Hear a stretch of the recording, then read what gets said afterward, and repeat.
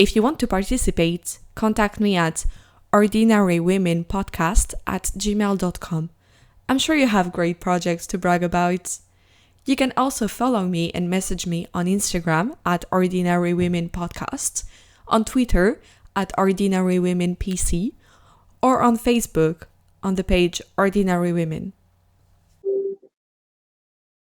Hi everyone, welcome to a new episode of Ordinary Women. I'm welcoming Vipasha today. Hi, how are you? Hi, Lucy. I'm good. I'm good. I've been looking forward to this podcast for a while, and I'm so glad to be here. Amazing, yes, I'm so excited to have you here too. Can you start by giving us a quick introduction of yourself, please? Absolutely. Hi, everyone. I am Vipasha Joshi. I am based in India and I'm the founder of a newsletter called Creator Chronicles and a community called Creator Coven.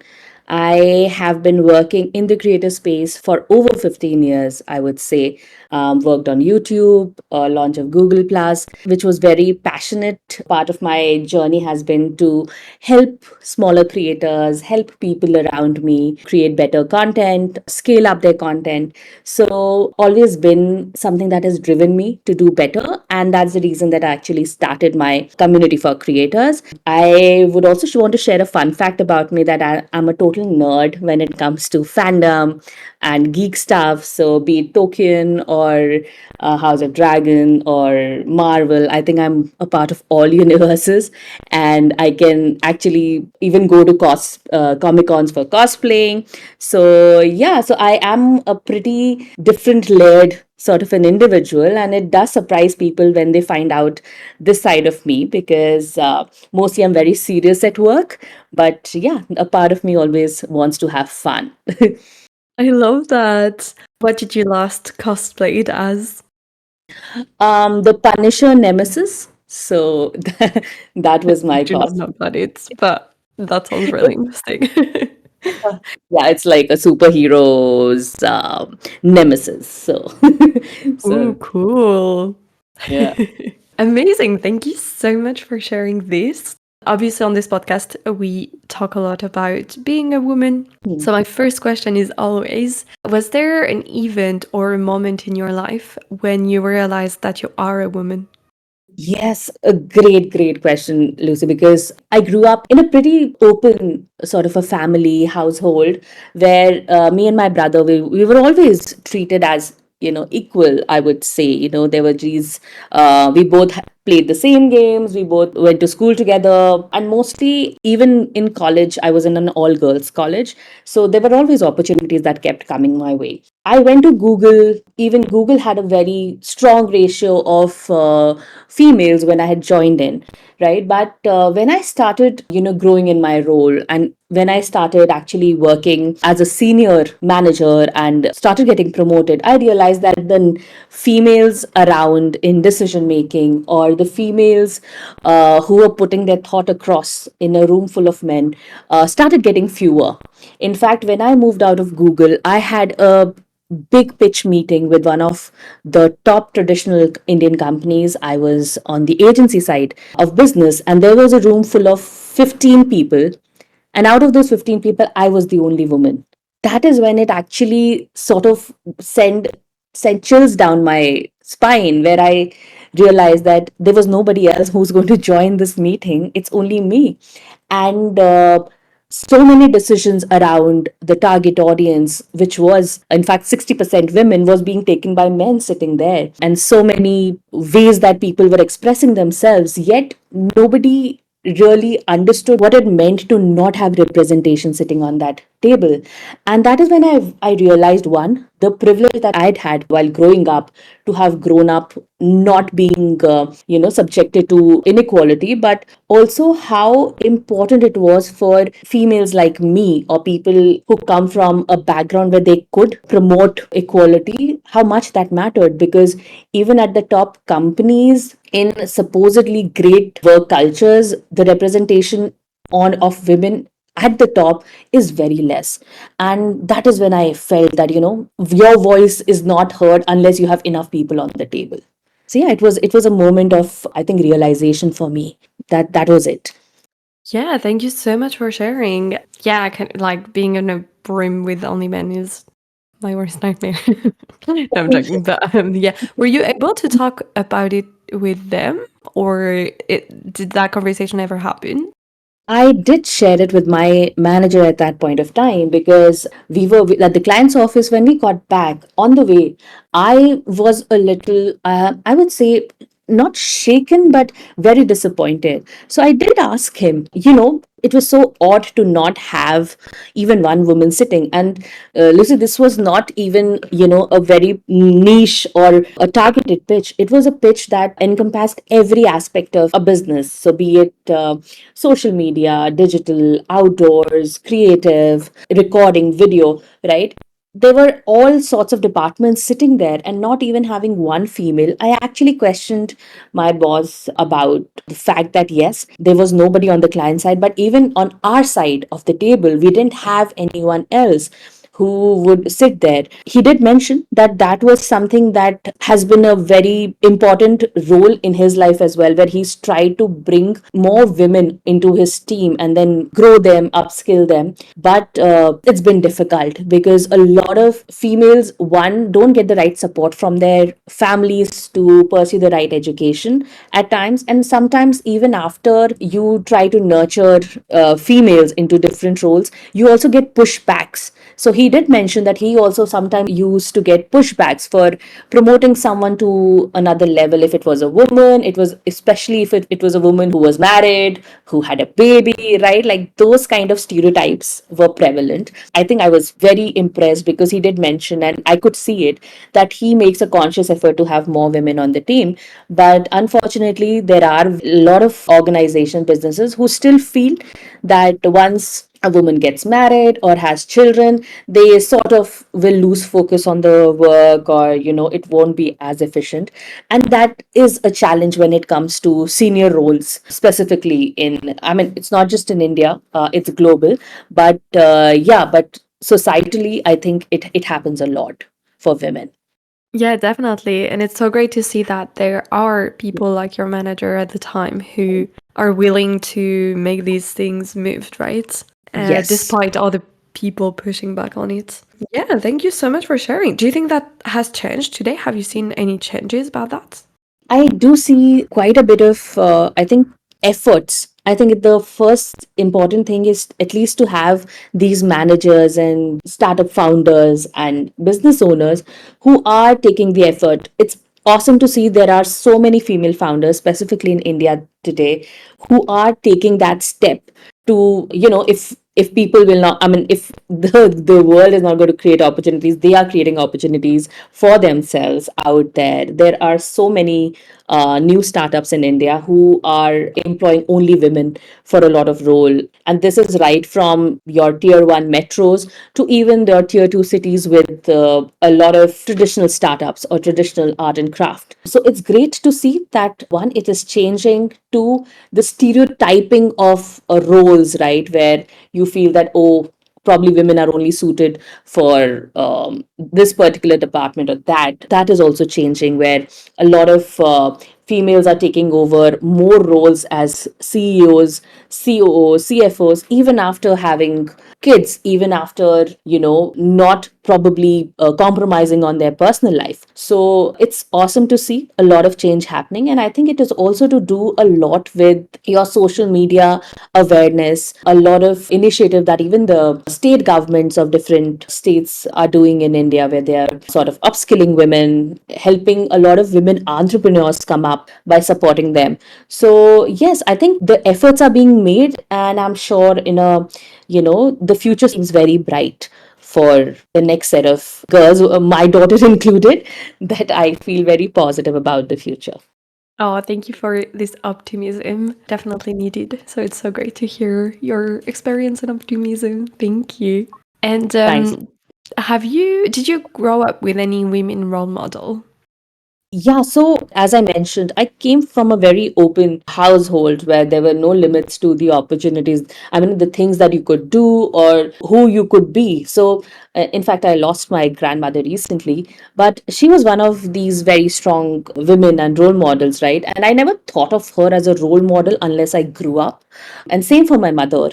Both of them very different individuals. My grandmother came from a village, grew up, raised five boys, studied. My grandfather was always traveling for work, so she basically like raised all of them into different individual, all her five boys, and in fact also kept giving lessons to my mother was very young when she married and came to my grandma's house, and she always wanted to study, and she got the right support from my father, my grandmother, to pursue her education further. And I also saw my mother becoming a stronger individual because she was also sort of getting a lot of, I would say, inspiration from how my grandmom was. Same, my mother, who's a teacher and now a principal, she always, when she had just gotten married, she was super timid and she wasn't very confident. But over the years, not only did she become confident and more ambitious about life, she raised me in a way to not question whether I am worthy enough to do something, to just go after something and, give it your best. And the results are totally dependent on, how, I mean, it's always dependent on how much effort you've put in there, but never be disheartened.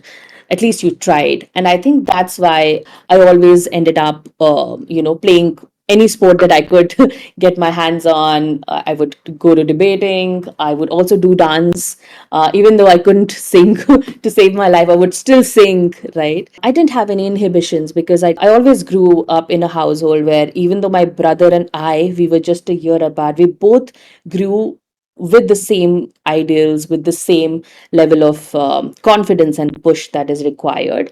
It's just that, these things while growing up, I never thought that these things were inspiring me. I always thought that, oh, I needed to have someone who's like a very successful CEO to have as my idol, or someone who's a very successful doctor who's really said, made a difference to the society, without realizing that these two females were actually making a lot of difference. I mean, my mother still makes a lot of difference to the lives of the students as a principal, where she does a lot of initiatives around teaching them about environment, how to not have single plastic in school, plantation drives, things like that. And these, everything is an impact, right? And these role models are, in our homes, and we end up never realizing it, how much they shape your personality. So yeah, I think it was subconsciously there throughout my life, and really helped me become who I am today. They sound amazing. Yeah, it sounds amazing to have grown up next to them and so many amazing things to learn from them. And what about today? Well, your mother seems to be still a great Oh, inspiration. absolutely. But do you have any other women role models today? Oh yes, yes. My mom, of course, is always going to be an inspiration for the patience and for the hard work that she still does. I mean, I don't think I have that kind of patience in my the work life, right? But yeah, I think one of my very strong role models and one of my favorite people is Kirtika Reddy. She's the founder of Virtualness, a startup in metaverse, but she was the first Facebook employee in India, the MD of the Facebook business in India. She went on to also hold some major senior leadership roles at SoftBank. She is an inspirational woman not because she has been very successful in whatever role she's taken up, but because she has also made the effort to uplift women around her. She leads so many initiatives and so many non-profit organizations for mothers, for women, women entrepreneurs. She's on the advisory board of a lot of women startups. I have been very lucky to meet her, to learn from her. And even today, I mean, her personality, when she walks into a room, it just fills it up. She's always looking to, change the way women are perceived in the workplace, to change how the working stereotypes have been for women, or how to make sure that there's a balance in the overall corporate world, more representation of not just women but also of women of who are mothers, who are older, and there's no ageism, there's no sexism, because she can do it. She's a successful woman, and she's not just thinking about, oh, how do I make sure that I keep earning more money. No, she's actually putting a lot of her success back and giving back to the society, especially to the women. And that's what's really inspiring about her. And she very openly talks about how, her mother didn't even go to school. So it was important for her to make sure that the privilege that she got today, where she has been able to not just go to school or get educated or run successful businesses, but also help other women around her, lift them up, and help them get the access to information, access to opportunities that maybe if it weren't for a lot of the orgs that she runs or the non-profit she runs, it would not be there. So really inspiring woman, and so much to learn from her every day. So yeah, she's one of my current role models, and I think she's going to be my role model till I think I for the next few decades at least. Wow, she sounds amazing. Can't wait to go look for her online and find whatever I can about her. Of course, I'm she's That's going to be all over. She's all over. And she's so popular. amazing. That's, yeah, it's so interesting to hear you speak about her.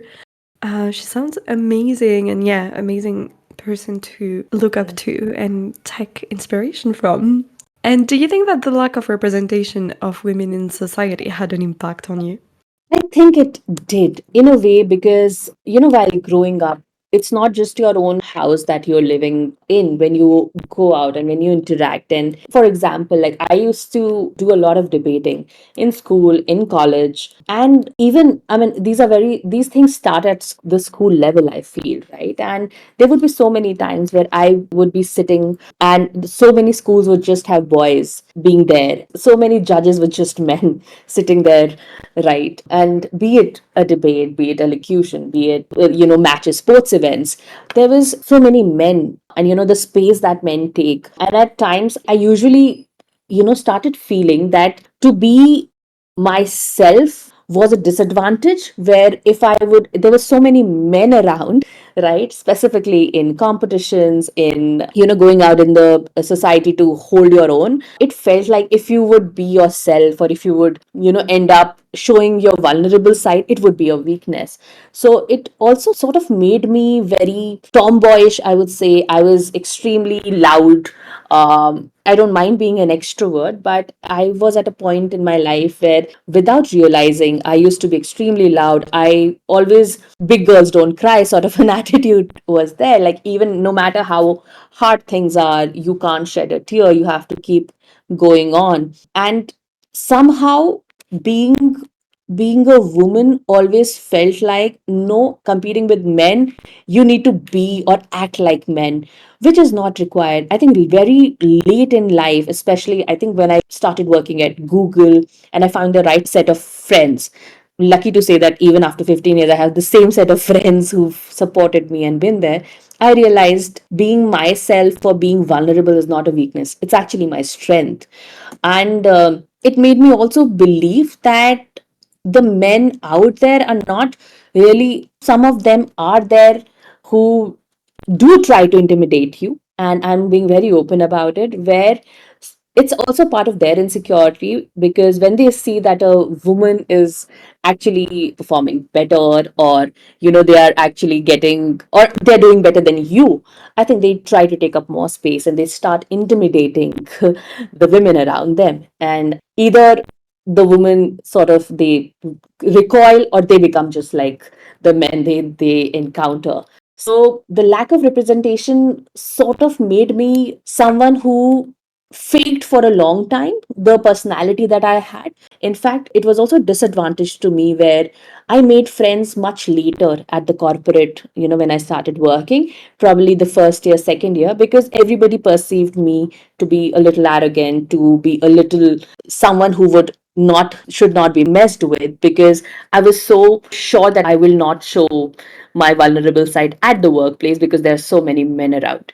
But yeah, I think it is something that most friends of mine who have grown up, be it in New Delhi or Bombay, they have sort of faced a similar situation that whenever you want to do well, want to be successful, there's this negative connotation of being too ambitious or being too rough around the edges is thrown to women, right? And these, in fact, I mean, I'll take the liberty to say it, but even in my first role, a female director herself called me someone, that I should stop being so loud and I should actually, try to blunt my edges, which is so bizarre now when I think about it.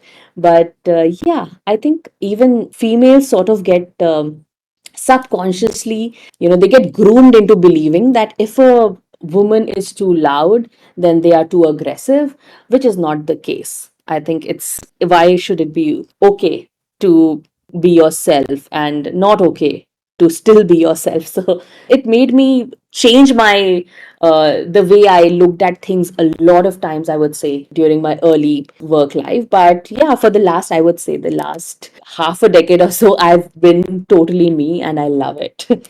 Oh, amazing. I'm glad that you can be your authentic self. That's a very trendy way to saying it at the moment. But which is so true as well. Like you want to be yourself, right? But yeah, so interesting. Thank you so much for sharing. And also I think, I mean, you would know about that a lot more than me, but I feel that Google has been really good at like showing these bias, right? And like educating people about these bias.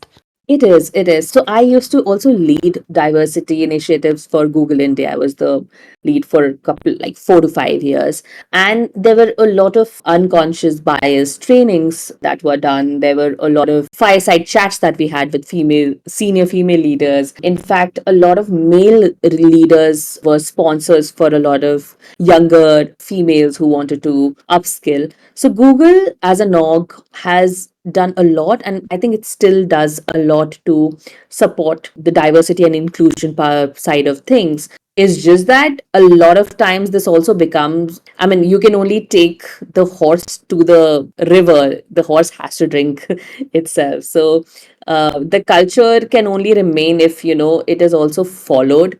So there are a lot of initiatives that the DEI team does at Google, but how much you can take it, and it's also the onus of managers to make sure that the teams are also following it, how not to stereotype men and women in the office, how not to crack sexist jokes, how to be cognizant and empathetic to people around them, be it a man or a woman. A lot of managers, and I'm very lucky to have a few managers who used to make sure that people in the teams were very empathetic towards the kind of language they were using or the kind of remarks that they were making, even in jest.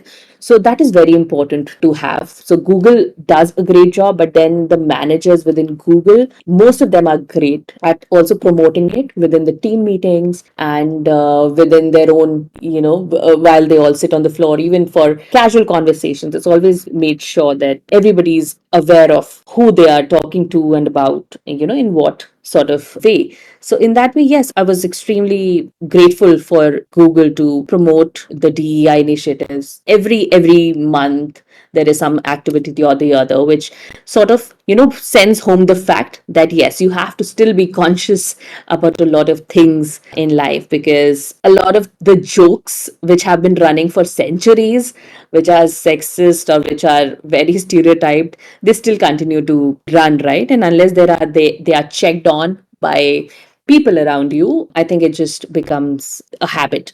So that is also something I think Google does well, where a lot of the managers also support this open sort of conversation around sharing, if they did not, sharing of the team members' thoughts around things that they do not find great with the remarks, or even say unofficial conversations. So yeah, I think it's something that a lot of other organizations have also taken from Google. So a lot of newer startups in India, which are a lot of younger, I would say, CEOs and founders, they have also sort of tried to instill the same culture in their own organizations, where they are making sure that there is open conversation around diversity, open conversation around bias, or skip levels if female employees want to have a conversation around what they did not feel comfortable with during meetings or during events. So it's great that Google has set up the stage for a lot more founders to follow in. Oh, so cool. I didn't know that much. It's so interesting to hear about the insides of Google. Thank you so much for sharing. And I'd like to jump on the sort of second part of this podcast and talk about something that you have done and are proud of. So can you tell us and like present what you're going to focus on? Yeah, absolutely. So the backstory goes that I became a mom last year, and I have been a workaholic and I loved working. So I used to like, working, chasing numbers, all of those things. And I became a mom last year. And while I was, my daughter was 3 or 4 months old, I started going back to my LinkedIn, to my emails, and I used to speak at a lot of events and meet a lot of creators. And I always felt that everybody looks at supporting bigger creators, or mostly a lot of bigger creators, specifically in some of the industries like gaming or tech, are mostly male creators. And a few creators actually reached out to me. They didn't know that I had a baby, so they had sent me probably a mail or so, and they were asking about ways I could help them in sort of starting a social media account on one of the platforms. And so I also used to sort of work pro bono for some creators where I knew that they were pretty at just the starting of their journey and they could get help, right, to at least understand how to take that first step. So when I was actually interacting with a lot of these creators, having met 3 to 4 of them, I went back and I started thinking, okay, I've been working for a long time and I've been doing a lot of stuff, but what is the impact that I'm really driving? Yes, I've been able to create revenue for a lot of companies. I've been able to upskill myself and I've been very proud of what I've done. But what am I really building for people around me? And especially my daughter, like when she grows up, all I can tell her is, oh, this is the amount of money I made, maybe, but is there an impact that I can drive? And that's when I started sort of toying with the idea of how can I help the smaller creators who do not have the access to information, or maybe they don't even have the awareness that they can actually get access to information, to strategy, to knowledge of growing, right? So they do have great content, they do have the right intention, they do have a lot of heart, but everything works on the right kind of metrics, right, which is social media. And I've been in that industry for the last 15 years. So I started off with writing a newsletter. I got great response. That newsletter, the intention was to make sure that the creators don't have to really scour for information. I could just every week write what is happening, what are the AI tools for creators, what are the changes that are happening on the social media, what strategy the creators should take for festive season, for World Cup season, things like that, because there's so much information, specifically with the onset of AI. And I started writing the newsletters. I got a lot of response, not just from creators, but a lot of global founders, CEOs, people who were actually in the influencer marketing industry, who got very curious about the Indian side of creator economy. And I was extremely overjoyed because I realized that after reading my newsletter, they got more excited about the entire evolution of that was happening with the Indian creator economy and the Indian creators and how they were working. So I also then thought of starting a community for content creators. So that's when my community for content creators, Creator Coven, was born, where now I have, it's like a community, self-serve community, I would say, where creators come together and they can collaborate with each other. They can get information around the tools that they can use, the brands that are looking for creators like them, and also to attend workshops that would be relevant for them, because there's so much information that is available online, the workshops that are being done by YouTube, Facebook, Snapchat. It's just that creators are not aware. And so many of these creators who are women, right? And mostly a lot of their social media is either handled by their sons or their husbands.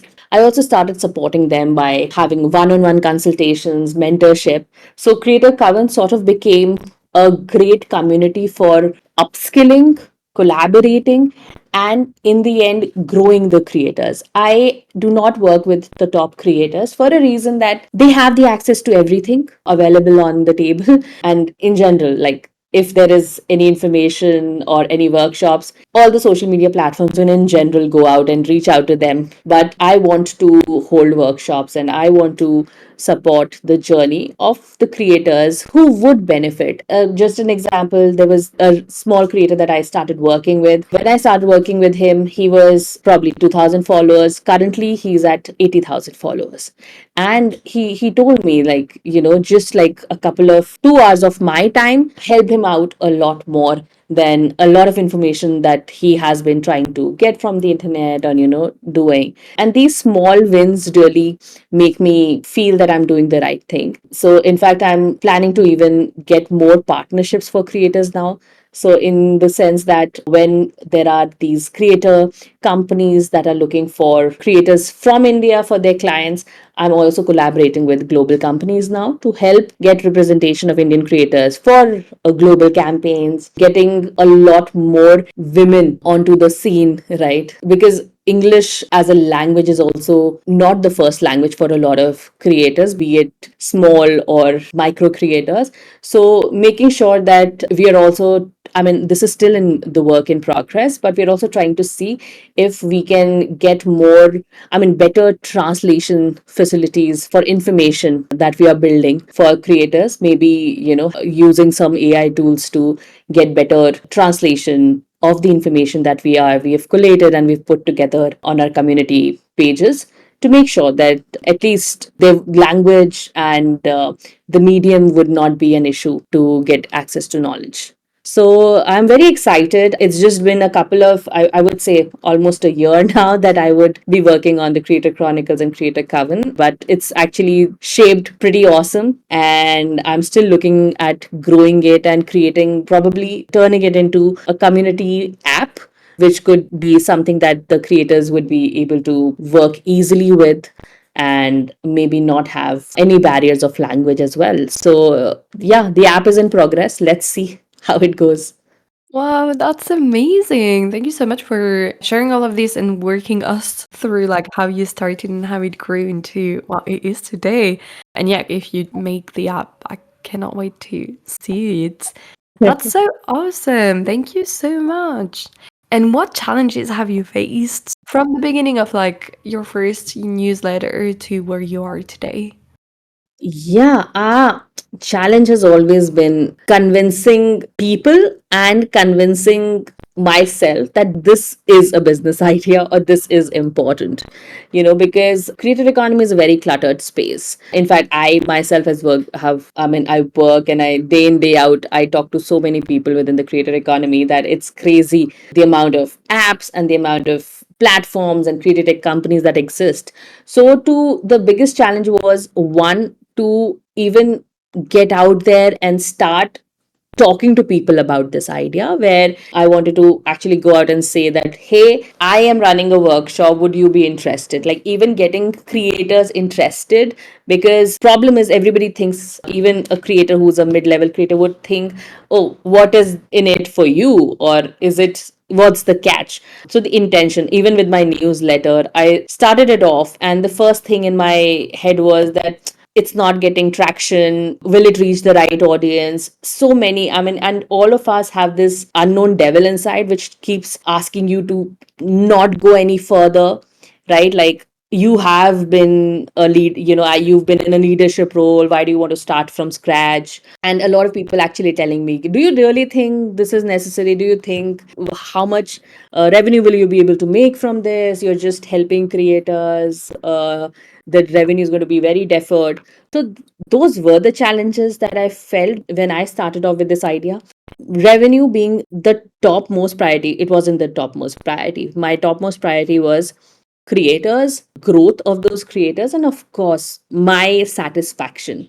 And the only way that I could just stay hungry for this was that when I started working, at least started talking to a few creators, and the minute they gave me feedback after a couple of weeks that, hey Vipasha, I read your newsletter, hey Vipasha, went through the emails and the couple of sessions that we had, and it helped me grow my channel from here, from this number to that number, or thanks for the suggestion of these 5 things, I was able to get 3 brand deals after that. Those things were the surprises, I would say, where early on I didn't expect that I would see success stories coming in, but then I did realize that it's the momentum at the start is pretty quick, right? So if you can actually fuel the creator momentum at the right time and the right spot, it would actually help them grow better and faster.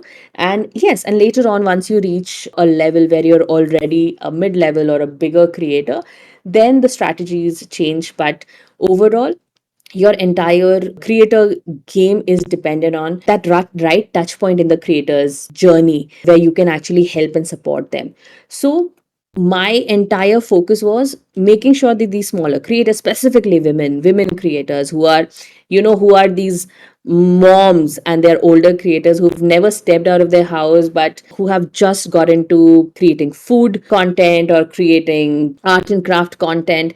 They are doing it because they want to keep their traditional cuisine alive or their traditional art form alive, and to support them live their dream is something that was the driving point. So no matter what challenges kept coming, yeah, because if I'm working with 10 creators, I will not see success with all 10 of them. I might have to put in more effort for say 5 and probably still not get a lot of success. So to make sure that I am not getting deterred by the delayed success of a few creators, it was a challenging thing to do, specifically because I had a daughter who was not even I mean a newborn daughter. So yeah, to make sure that I was not looking at the challenges as a roadblock, but rather something that could help me create a better strategy for rest of my creators, or to improve the playbook that I was creating for these creators. That really helped me stay strong and stick on to the idea and to the work that I'm doing. That's super cool. Yeah, and I love that you're really centering the fact that you need to like it. And like you say that so well, like making sure that yeah, you still enjoy doing that as a very important part is really, really cool. And was there anything that was easier than you thought would have been? Yeah, I think writing was very easy. In fact, the amount of editions that I was able to roll out of the newsletter, I never thought I'd be able to do that. And I think it was therapeutic in a way because I was always a writer. And I used to write a lot in school. I journal every day. And I used to write stories, and I used to write a lot of, creative things in school, college, later on. But for the last 15 years when I've been working, I'd never had the time to really put my creative side to use in terms of writing. And when I got back to writing my newsletter, be it researching on topics, and as you rightly said, Lucy, right? Because I love working in the creator economy. I really love understanding more about it, digging deeper into what could happen, specifically because India and US or Europe creator economies are very different. India is still at a stage where it's growing every day, changing every day, just because of the sheer numbers it has and the number of languages that creators create content in. So for me, when I started writing my newsletter, I thought maybe I will not be able to keep up with it. I might not be able to, stick to the schedule of, sending out the editions, 3 times a week or 2 times a week. But I was surprised. I was surprised at the discipline I got to write, to research, to write, and to send this out. And rightly so, the response that I got, some of the top founders in the creator economy globally, they subscribe to my newsletters. And when I used to see the notification, I used to see the people who've subscribed, I would sometimes just jump off my chair because the people that I was trying to reach, of course, the newsletter was going to them, but the people who mattered in the industry and who were actually looking out at India as a whole, and probably through my newsletter were getting a better. I mean, for example, like I got a couple of these founders based in US who, after reading one of the stories, reached out to me to understand more around what's happening in India, and how could they contribute or how could they work with creators in India. So that was really surprising because I never thought that I would be so disciplined in writing. But now that I've had I mean, I have 900 subscribers, out of which 70% are founders or the C level people, even though I send a lot of these newsletters out to my email list, which is a lot of creators. But the audience that has grown out of this newsletter is very surprising, and I love the fact that people find it valuable. I also reconnected with a lot of old colleagues, a lot of old people from my organization who came back and told me that they get a lot of their information. They love reading it to get a whiff of what's happening in the creator economy. And they've come and told me that, continue doing this, turn it into a series, create a podcast. Like I've gotten a lot of ideas or, suggestions that people want to do with it. So yeah, we're extremely surprising and gratifying to see this kind of response to the newsletter that I started just to give out information to people who probably would not have the time or the access to it. So, yeah, I'm very elated that this happened. Yeah, that's amazing. That congratulations. That's so Thank cool. you. And actually I felt that you partly answered that probably, but I'm still gonna ask because my favorite question in this is why does this make you proud of yourself? So I've always wanted to create an impact, right? And I think the impact that my grandmother, my mother unconsciously had on my life, they had a lot of struggles in their life, and they made sure that the woman that I would become, I would have lesser struggles or probably no struggles because I came from that privilege. What makes me really proud is that and this is something that I've also learned from Kirtiga Reddy, that if you are a woman of power or a woman who has the right tools to uplift people around you, you should do it because you owe it to the people who've uplifted you, the people who made you worthy of the success that you have today. I mean, every time I feel that, or whenever I'm going through an Instagram account or a YouTube account and I see a woman or an older content creator from India or from a smaller town, I immediately reach out to her or him because I know they would do great with the help that I can provide to them or the guidance that I can give. And I want to truly be able to support the community of women around me, the community of people who have lesser opportunities, I would say, because that is what I think I owe to people around me who've actually helped me become who I am, be it my mother, be it the managers who've shaped me, be it even the friends. Like, I think I forgot to mention them a lot, but they have also been very strong. This group of female friends that I was lucky enough to have in my first job, who are still very strong friends of mine, they've been able to really lift me up. Whenever I doubted myself, they still believed in me. So I had no option but to believe in myself. And that's the reason I think I owe it to the people who believed in me to make sure that I am driving an impact for the community, doing my best to bring more opportunities and more empowerment to people who need it. So, be it mid level, smaller content creators, or women content creators, or women creators who want to become entrepreneurs, lots of intersection there. But yeah, the impact that I think it's a responsibility that I want to continue doing. That's amazing. And I think we're going to conclude our episode on this. Thank you Yes. so, so much. It's so amazing what you're doing, and it was so, so interesting to listen to you talk about it. So thank you so much. Thank you. Thank you. Thank you so much. Is there anything that we didn't have a chance to talk about during our discussion that you wanted to mention before we finish?